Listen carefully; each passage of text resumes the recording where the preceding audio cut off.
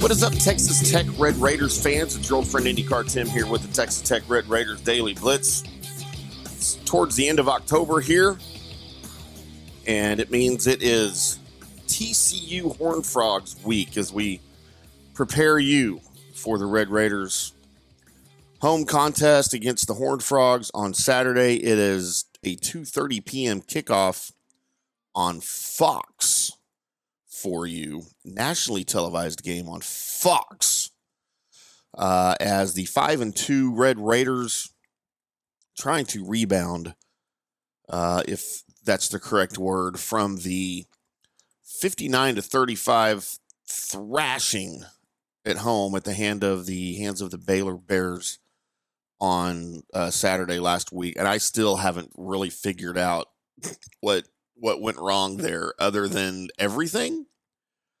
I've listened to Joey McGuire's pressers. I've tried hard to examine things on game film, and just it was a day where Dave Aranda and his Baylor Bears defense did whatever they wanted. The offense did whatever they wanted. And here we are as the Red Raiders lost their first conference game of the season last week, and they will be looking to rebound against another team with a pretty good defense, a much improved defense in the TCU Horned Frogs. They are 4-3 as they host the Red Raiders coming into it. TCU is favored by 6.5 if you're looking at the odds, if you're a betting man. The overall series record, and don't forget these were longtime Southwest Conference rivals. For those of you that are old enough to remember the Southwest Conference way back in the day, prior to the formation of the Big 12 in, 96? But 33-30-3 is the overall series as Texas Tech holds a 3-game advantage, trying to add to that. Of course, the winner of this rivalry game gets the vaunted Saddle Trophy as TCU comes in on their home turf, and they will try to win consecutive Big 12 games for the first time since its undefeated 2022 regular season, when they were just a game away from the national championship and then apparently forgot to show up for that game as it wasn't very pretty against Georgia. The Red Raiders are looking to bounce back from their first Big 12 loss, a huge 24-point setback at home to Baylor last week. Baylor had lost its first 3 conference games. That's what made that game so surprising, I think, to everybody. Baylor was 0-3 headed into the game last week. Texas Tech 3-0. Things just didn't add up. Again, I'm still confused about this. Some key matchups to look for on Saturday. Texas Tech quarterback Baron Morton's averaging 275 yards passing per game. He's got 17 touchdowns. He is one of 9 FBS quarterbacks and the only one from the Big 12 to have 200 passing attempts with 3 or fewer interceptions. The Horned Frogs have allowed only 161.7 yards per game through the air, and only one team has thrown for at least 200 yards against them. That was UCF. So, yes, a key to the game here will be the passing game.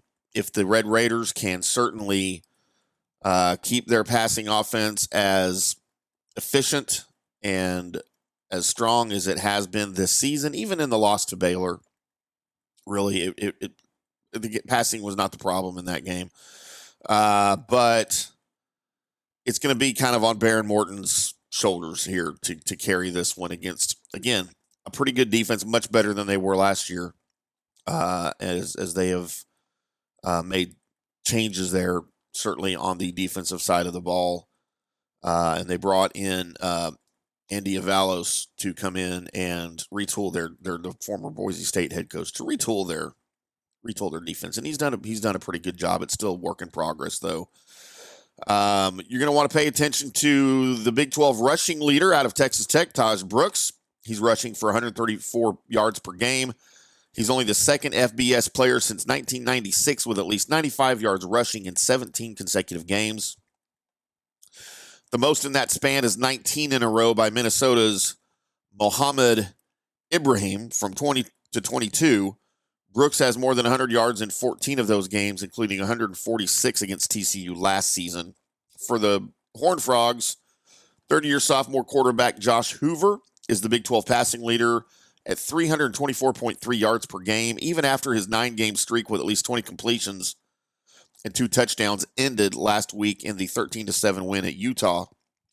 Hoover is 184 of 277 on the year. That's 66.4% passing. That's just below the single-season school record of 67.3. And he's at 2,270 yards on the season. He's on pace to break the single-season school record of 3,901.